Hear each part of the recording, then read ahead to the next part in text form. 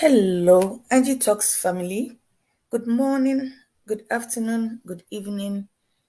If you listen to me wherever you may find yourself, this is Angie, your 21st century virtual nurse. When you call me 21st century virtual nurse, I will calmly respond, "Hello, how you doing? I hope we're all doing great."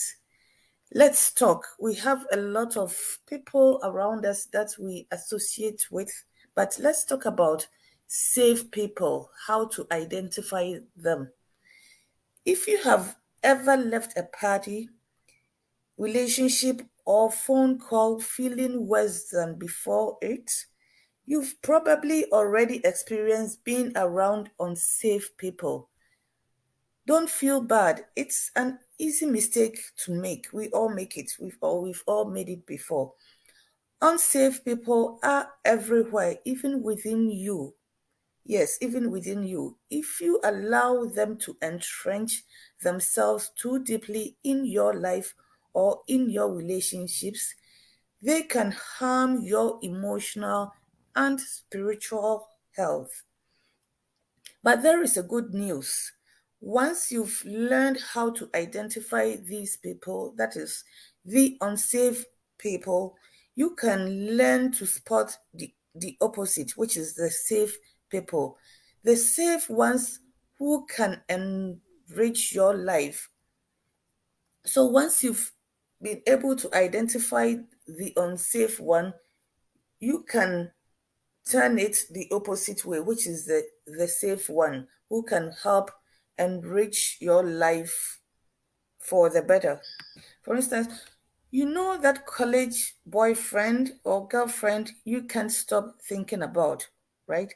The one who broke your heart back in those days, or that work buddy who you thought was shaping up to be a best friend until you realized that he or she was overly critical of everyone. These are the unsafe people in your life, the ones who cause you more harm than good.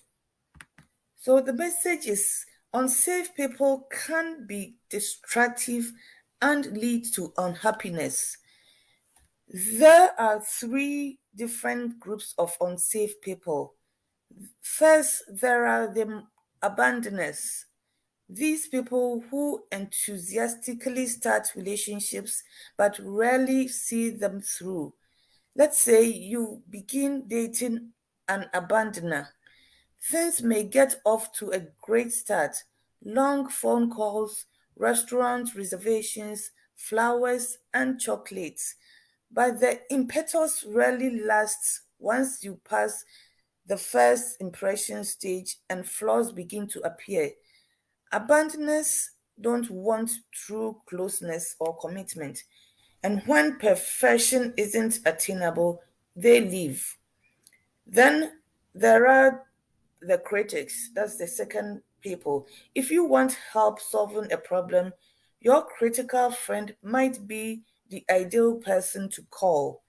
These people are excellent at analyzing situations and people, but they are also more motivated by judgmental and fixing mistakes than by showing compassion and truly helping others. So, the critical ones, if you have a problem or situation, they are the ideal people to call. But then, when they are around, they are more judgmental, they see more fault than your if you're doing something, they see your your negative side more than the positive. Lastly, there's the third group, the ones who you can't count on to make or stick to a plan. We will call them the irresponsibles. Think that think of that friend who you made dinner plans with weeks ago. You would agree to meet at 7 p.m., but she left you sitting alone at the table until she swept in half an hour late with no apologies.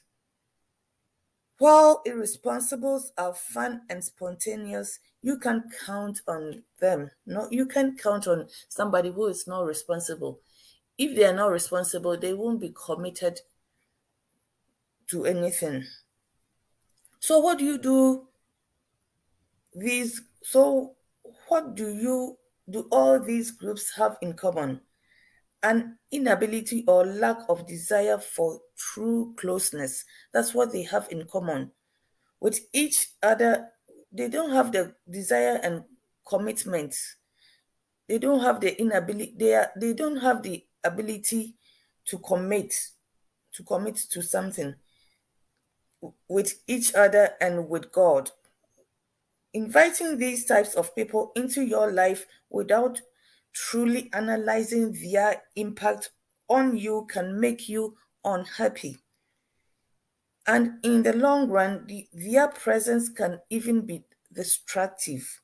They can make you unhappy, and in the long run, their presence can be very destructive as well. For instance, meeting a fellow Christian might seem like an excellent place to start when searching for safe people, but not so fast. Just because someone is a self-professed Christian doesn't mean they are safe. So be careful. Unsafe people may appear to be highly moral, but often tend to be religious rather than spiritual. We have a lot of examples around, so I don't even need to mention anything. Instead of allowing humanity to enter their decision making, they rely on dogma and rules. They rely on dogma and rules. This is how we do it. This is our religious rules and regulations. So they rely on dogma and rules. So recognizing unsafe people is a crucial first step. It's a crucial first step in surrounding yourself with safe ones. So to surround yourself with the safe ones, you need to recognize the unsafe people so you can decipher. Unsafe people rarely admit weakness. So being in relationships with them often entails an imbalance. In time, if this isn't acknowledged and repaired, both parties become stuck in one role, with the weak one rescinding the strong one. Unsafe people are often defensive and resist feedback. They don't want feedback. They think everything should be their way or the highway. While they can easily see flaws in others, they rarely connect those criticisms to themselves. So if you are in a relationship with these kind of people, it's unbalanced. It's tend to be one-sided relationship or friendship. If you back them into a corner and force them to accept a mistake, they may say sorry, but don't truly repent. Oh, if you this is what you think, if you think I offended you, sorry.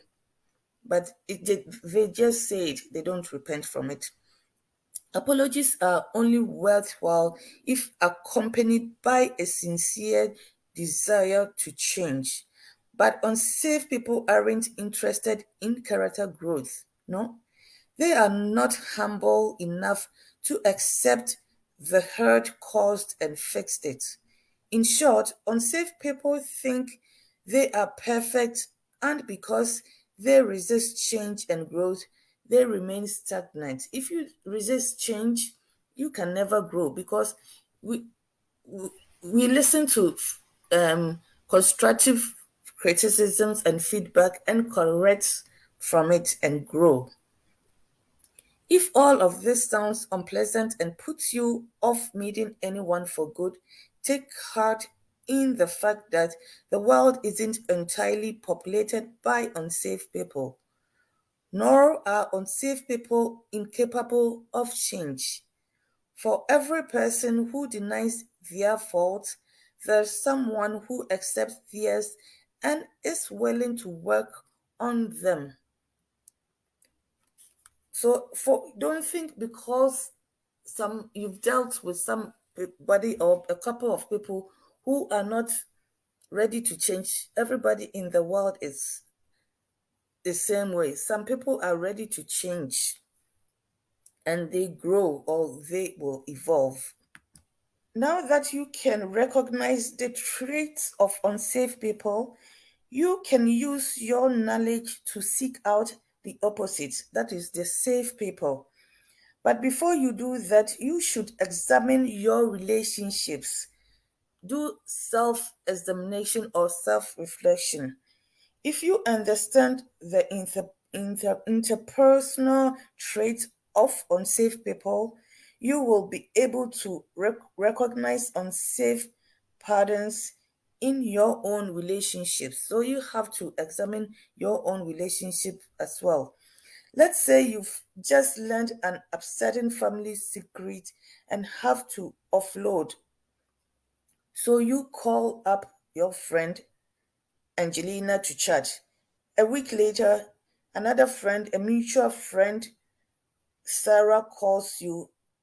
Not only does she want more details about your secret, but she's actually annoyed with you for not telling her personally.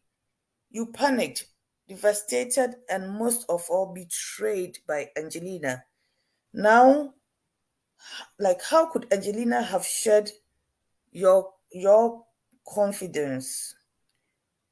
What you have on your hand is a classic scenario of triangulation. It's one of the interpersonal traits of unsafe people.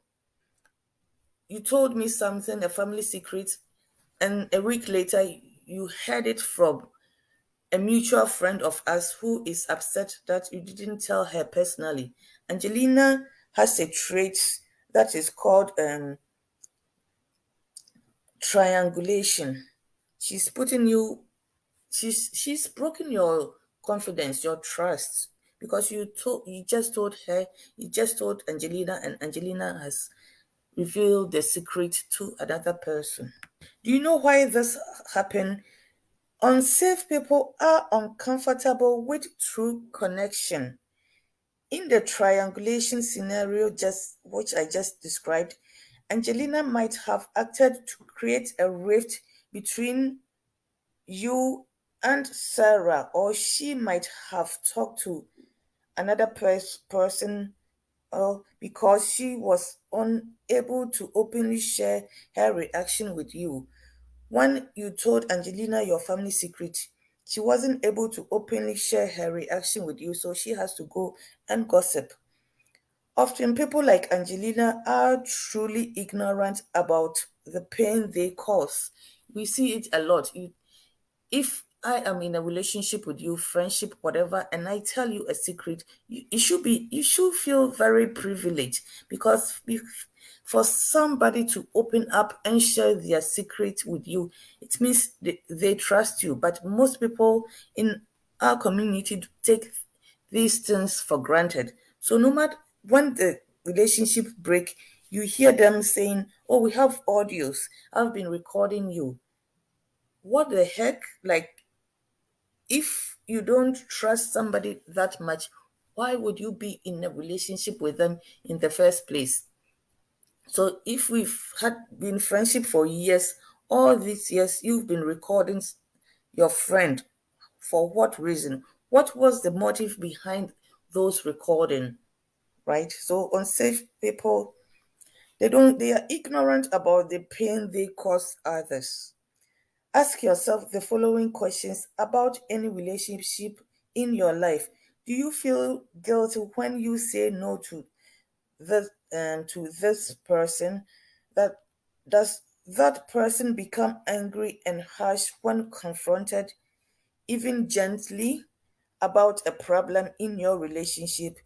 If you apologize for a mistake you made, are forgiveness and love withheld until you've been sufficiently punished?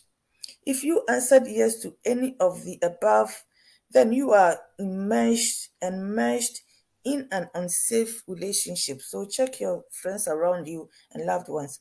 Not only are you constantly on tender hooks, but you also find yourself constricted in your growth as the other parties try as the other person tries to parent you into only doing what he or she approves of. Don't allow yourself or for anybody to put you in a box. No, that is a no. It shouldn't be allowed. You are wonderfully made. You have your by God, you have a brain. If somebody doesn't jive with you, let them go or love them from afar. Don't be in a relationship where you feel imprisoned to express yourself. You have to please somebody, walk on eggshells all the time. No, that's not a healthy relationship. So don't allow anybody to put you in a box. Unsafe people avoid closeness because they can't connect at an emotional level. Being in a conversation with one of these people feels like being the audience member of a one act play in which the actor just talks about herself. Because unsafe people lack empathy, that's another trait. They only help you in order to feel good about themselves. Everything is about them. Or because they want reciprocation later. They don't do anything for free. Either they will do it to brag about it, or they will do it and expect something in return. Of course, not everyone is entirely safe or unsafe, which is why there's always hope for redemption and growth. This often starts with us. We have to examine ourselves first. You will We have to learn how to recognize unsafe behavior inside ourselves so we can begin to transform. We also have to examine ourselves and transform from our unsafe behaviors as well. Also, your past experiences can contribute to unsafe characteristics in your personality. It's a cliche only because it's true. There are no perfect person, and that includes you. Just like the unsafe people, we all have aspects of ourselves that are either safe or unsafe. Some of us have accumulated so many psychological injuries that we've begun sliding down the perilous path of becoming unsafe people, incapable of true connection. But how did we lose our safety? It's because your past experiences can contribute to unsafe characteristics in your personality. There are four things that are destructive to safety. The first one is envy, and an erroneous notion we are self-sufficient, entitlement, and transgression against God's law. Envy is the result of converting what others have and trying to equate those missing elements with love, rather than focusing on the giving and receiving of love itself. So if we don't appreciate what we have or don't appreciate what others do for us because we think that we are too self sufficient to rely on someone else, we are denying our emotional need for connection. Suffering as a result of hurt that have been inflicted on us by others can cause us to exhibit unsafe behavior. For example, let's say you've been involved with someone who is inconsistent with you, frequently criticizes you, and finally abandons the relationship. This could result in you becoming withdrawn and adopting an attitude of devaluation, saying, love sucks anyway, which can result in long term loss of joy and meaning in your life. A sense of entitlement might lead us to think we don't need the security that God's law provide. This kind of thinking is one step away from deciding that we don't need anyone at all. Although we are taught to be self-sufficient, relational self-sufficiency isn't necessarily positive because as human beings we need each other. People who think they don't need love and are unable to express the need for comfort and support begin to accept isolation and do without true relationship. So whatever the source of the problem, refusing to reach out to others might be the ultimate unsafe behavior and the flagrant violation of God's love. So whatever the situation, we need to reach out to others for support. We need to reach out to others for support and not violate God's love for us as well. So I've just talked about safe people, being in the company of safe people too. After talking about the unsafe people. So close, safe relationships can make you healthier, while unsafe ones can make you physically ill. So for as an example is they said decades ago, like a couple of years ago, it could be 20, 30, 50, or whatever it is. There was a city in Pennsylvania in the United States. There was a tight knit Italian immigrant families who settled there. And then between they had a close relationships. Italians are known for that close family relationship, which lasted for generations. Between 1930s and 1980s, the town caught the interest of researchers. Why did it caught the interest of researchers? They noticed that the residents lived an unusually long life, despite having the same diet and lifestyle as the rest of the United States. So even though they were also eating the junk and the lifestyle, like typical lifestyle in America, they were living longer. So it intrigued the researchers to go there to find out what their secret was. But when the town was studied again in the 90s, many old families had moved. The new families weren't as close, and the life expectancy had declined to match the rest of the country. It turns out that close relationships actually helped the people of Roseto live longer. The part of Pennsylvania, the community was called Roseto.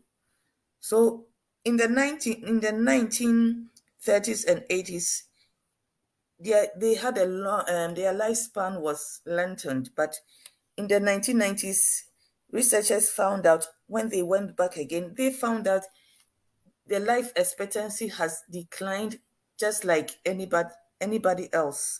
And then they found the reason was that the old families had moved out and the close knit family relationship wasn't like before. So the key word to take away here is close, safe relationships can make you healthier, while unsafe ones can make you physically ill. Can make you physically ill. Do you lack the energy to tackle your to-do list or your day-to-day activity? The answer may lie in your social circles. What am I talking about? Being around the wrong people can drain you mentally and spiritually, which can lead to physical issues such as headaches, and backaches, digestive problems, lack of immunity, weight gain, and even cancer. Yes, all of which have been connected to mental health. So, how can you tell if you are attracting the right people? One way is by taking a relationship inventory using both emotion and reason and keeping your values at the forefront. Are you doing all the giving or is there a good balance of give and take? Can you open up to the people in your life, see others as a source of support, and be intimate and vulnerable? Those of you who watch the drive and drive time with Angie I did yesterday on my way home from work, I talked about certain boundaries, and it entails certain boundaries with friends to physical. I did physical, um, political, even economical boundaries. You have to set time boundaries, material boundaries, so people will not take advantage of you. So don't fall vulnerable to other people's intimidation. Look for patterns. Do you avoid people because of your fear of confrontation? Do you romanticize people and see them as perfect? Do you feel a constant need to rescue others, or are you the one who can't make a decision? Sometimes it's difficult to see unsafe behaviors in others and yourself. So it's good to recognize the unsafe behaviors in yourself as well as others. It can be tempting to hold on to an unsafe relationship, hoping things will improve or things will change. You can change nobody but yourself. Just keep in mind. Sometimes we see the writing on the walls, especially if we are going into a relationship, but we think, I don't know if we overrate our importance by thinking when we go into into relationship with that person, we might be able to change the person. It's a no, don't even try. That is not your job. A lot of people have issues growing up, so they have to go back and connect the dots to transform or rewind their history for rewind their history to and allow themselves to evolve. That is not your job because you don't know where somebody is coming from that is influencing their behavior, their beliefs and practices. So don't put yourself in that corner to try to change anybody. That will not work. It's not your job. Simple. And another temptation is the major wish, where you feel like another person will complete you you have everything you because they have everything you lack. Trust me, if you have zero self-confidence or your self-esteem is in the boots and you are with somebody who is see them like who see themselves highly or who see themselves over the roof, it will even knock your confidence more. So build work on yourself so when you meet somebody up there, you can match up with them. Don't go force yourself into a relationship with somebody who is up there thinking that will influence you. That person will be able to help you build up your confidence. You have to work on yourself first. That's the key message here. But don't let optimism get in the way of observing the patterns that guide your relationship with others. If a relationship is harming you, don't let fear of abandonment get in the way of confrontation and if necessary a clean break. I would rather break with you than be having a confrontation if I'm in a relationship, like friendship, whatever, and even family relation. Some families, being in relationship with some families can be draining. I always say I'm okay loving you from afar. I don't need to have physical contact with you.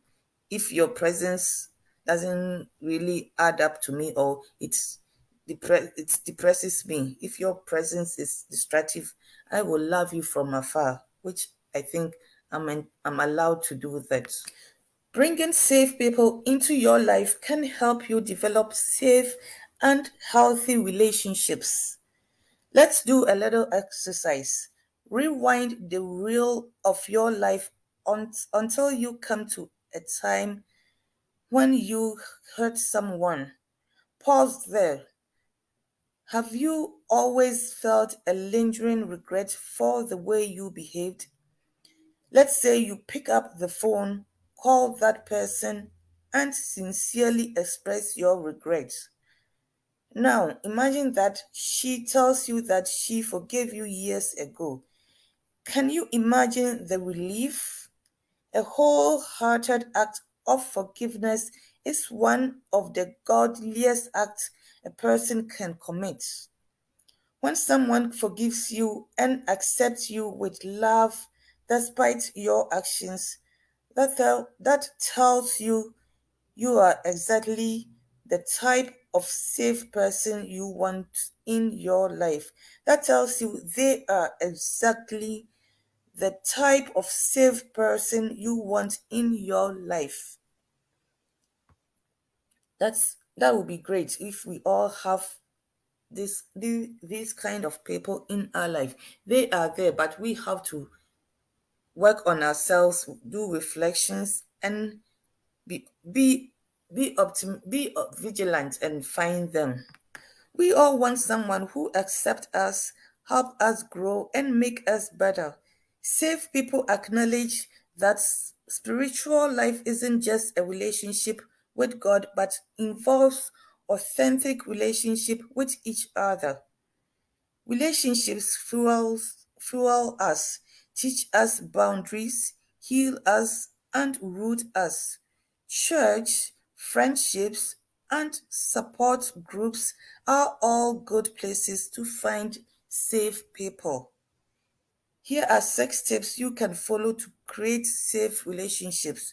The first one is ask for help. This teaches you humility. When you ask for help, it teaches you humility. Proud people don't want to ask for help even when they are in need.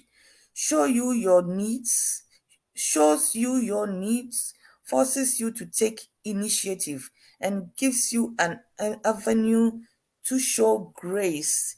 It might also get you the help you need. So asking for help is it's good.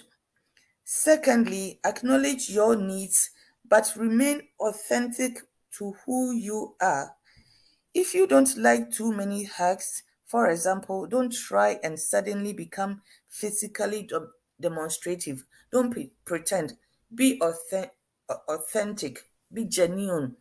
If you are not the hugged person, you don't like hug, don't pretend, because some of us can see through it. Some people who are very objective and very vigilant, I can smell fakeness from far, so I be myself. If you are coming your behavior is not genuine, I can read it, I can read through you. So be yourself. If I don't like hugging, it's okay to tell you, let's just do handshake. I'm not going to pretend and suddenly start hugging everybody, right? So be acknowledge your needs but remain authentic to who you are. The third point is rebel against yourself. Identify and figure out why you are resisting closeness, then do the opposite. The fourth one is the fourth step might sound a little scary. Ask for truth from others about yourself. You might not always like to hear it, but the truth can lead to love. The truth hurts, but sometimes ask people to examine you, how you are doing, and they will tell you the truth. They will tell you the truth, even though it might help initially, but the truth can lead to love. I prefer people who tell me the truth. Angelina, I'm not happy with with what you did, or if you had done this the other way, I think that would have helped. If it's coming from a genuine place, take it, and it will help. The fifth step is two-pronged. Learn to give and receive forgiveness. Don't just say sorry. Really empathize and admit fault without making excuses. Oh, I'm sorry. I took this money, but I was so hungry and I couldn't, whatever. Don't give excuse. If you do something wrong and you apologize, just be genuine and sincere with your apologies. You can't say, I'm sorry, but no, that doesn't sound genuine. And true apology doesn't have any excuses. When you accept forgiveness properly from a safe person, it's truly liberating. And this brings us to the final step. Once you've learned to take from safe people, you can start giving back. Seek out places and people in your community where you can take and receive safety. Read others' need signals. Ask how you can help. Be present, listen, and tell the truth. Don't give empty promises. Be others. Read others. You have to read others and read others' need signals. Sometimes people might be in need, but they are too shy to open their mouth. So you have to read their signals and step in and help as needed. Don't always wait for people to ask you for help before. You have to be in the present. Be present, listen, and tell the truth. And tell the truth. So to end the broadcast, let me repeat by saying true closeness with safe people can transform your life and bring you closer to God. Recognizing the characteristics of safe and unsafe people in yourself as well as in others can help you live a happier, healthier, and Christian, more Christian life. Let me end here by reminding you the page name is Angie Talks on Facebook and Angie Talks One TV on YouTube. I am your 21st century virtual nurse. Call me 21st century virtual nurse and I will simply respond, hello, how you doing? I hope everybody is doing wonderful. Have a lovely day, family. Bye for now.